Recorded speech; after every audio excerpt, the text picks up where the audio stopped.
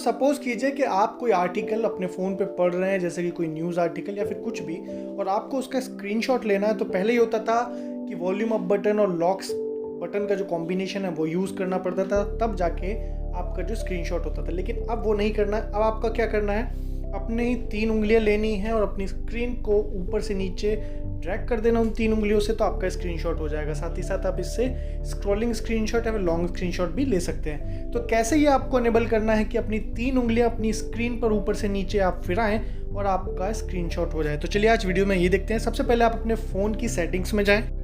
Settings में जाने के बाद आप नीचे जाएँ, चल छोड़िए, आप सेटिंग्स में जाएँ और सर्च करें स्क्रीनशॉट। स्क्रीनशॉट सर्च करेंगे, अपने आप सेटिंग आ जाएगी। तो आप जैसे ही सर्च करेंगे तो आपको यहाँ मिल जाएगा टेक अ स्क्रीनशॉट सेटिंग। इस तरह आपके अलग अलग फ़ोन में सब में मिली जाती है। और यहाँ पे आप देखेंगे जो पहला ऑप्शन है वो ये है, स्लाइड 3 फिंगर डाउन। इस तरह के और भी ऑप्शन है, लॉन्ग प्रेस होम बटन, ये वो, power plus home, power plus menu. तो आप इसमें से जो सबसे पहला ऑप्शन या फिर जो आपके फ़ोन में ऑप्शन आ रहा हो कि 3 फिंगर स्वाइप, 3 फिंगर स्क्रीनशॉट, इस तरह का जो भी ऑप्शन आ रहा हो आपको उसको सिलेक्ट कर लेना और आपके फ़ोन में 3 फिंगर स्लाइड वाला जो स्क्रीनशॉट है वो अनेबल हो जाएगा। तो एक छोटा सा ट्यूटोरियल था कि कैसे 3 फिंगर स्क्रीनशॉट आपको अपने फ़ोन में अनेबल करना है। अगर वीडियो आपको अच्छी लगी तो इसे लाइक करें और चैनल को सब्सक्राइब करना ना भूलें। धन्यवाद। जय हिंद, जय भारत।